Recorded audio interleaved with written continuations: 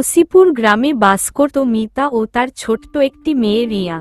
রিয়ার যখন 2 মাস বয়স তখন তার বাবা এই দুনিয়া ছেড়ে চলে যায়। একদিন রাতের আঁধারে ছোট্ট ঝড়ো বাতাসের সাথে বৃষ্টি ঝরছে। ঝড়ো হাওয়ায় ঘরের দরজাটাও একটু একটু করে কাঁপছে। এমন সময় ছোট্ট রিয়া মায়ের পাশে এসে কাঁপতে কাঁপতে বলল, মা, আমি ভয় পাচ্ছি।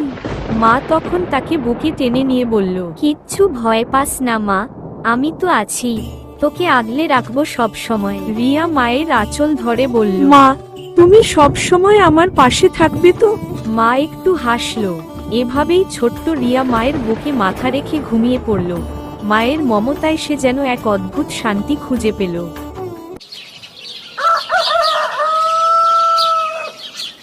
দিন কাটতে থাকলো। রিয়া বড় হলো, স্কুলে ভর্তি হলো, বন্ধু বান্ধব, নতুন খেলাধুলা এসব নিয়ে তার জীবন রঙিন হয়ে উঠল। কিন্তু ছোটবেলায় যেমন মাকে ছাড়া কিছুই ভাবতে পারত না, বড় হতে হতে তার সেই নির্ভরশীলতা একটু একটু করে বদলাতে লাগলো। এখন সে অনেক বেশি স্বাধীনচেতা।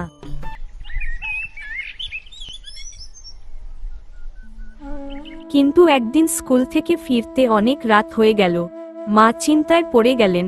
ফোন করে জানতে পারলেন রিয়া এক বন্ধুর বাড়িতে খেলতে গিয়েছিল। মা বললেন, বাবা, কেন ফোন করে জানাসনি? আমি তো চিন্তায় মরে যাচ্ছিলাম। রিয়া একটু বিরক্তি নিয়ে বলল, মা, তুমি এত চিন্তা করো কেন? আমি তো বড় হয়ে গেছি। মা চুপ করে রইলেন। ভাবলেন তার ছোট্ট মেয়েটা আজ সত্যি অনেক বড় হয়ে গেছে। কিছুদিন পরে রিয়া কলেজে ভর্তি হলো। পড়াশোনা আর বন্ধু বান্ধব নিয়ে ব্যস্ত হয়ে গেল। সেই ব্যস্ততার মাঝে মায়ের সাথে সময় কাটানো অনেকটাই কমে গেল। একদিন মা জিজ্ঞেস করলেন, রিয়া, আজ কি একটু সময় হবে? বসে একটু গল্প করব? রিয়া বলল, মা, আমার আজ অনেক কাজ, পরে কথা বলি। মা একটু হাসলেন। সময়ের স্রোতে যেন মায়ের মমতার সেই আবেগ হারিয়ে যাচ্ছে। অনেক দিন পর রিয়ার কাজের চাপ এত বেশি হয়ে গেল যে একদিন অসুস্থ হয়ে পড়ল। মা ফোন পেলেন, ছুটে চলে গেলেন রিয়ার কাছে। রিয়া বিছানায় শুয়ে বলল, মা, তুমি আছো তো? মা তার মাথায় হাত বুলিয়ে বললেন, হ্যাঁ মা, আমি তো আছি, সব সময় তোকে আগলে রাখার জন্য। যতদিন বেঁচে আছি ততদিন তোর পাশে থাকবো। রিয়া মায়ের মুখের দিকে তাকিয়ে আবেগে আপ্লুত হলো। অনেক দিন পর তার মনে হলো মা তো সবসময়ই আছে, সব দুঃখে, সব চিন্তায়, সব ভয়, শুধু সেই ভুলে গিয়েছিল। মায়ের মমতা এমনই, সন্তান বড় হয়, দূরে চলে যায়, কিন্তু মা কখনো দূরে যায় না।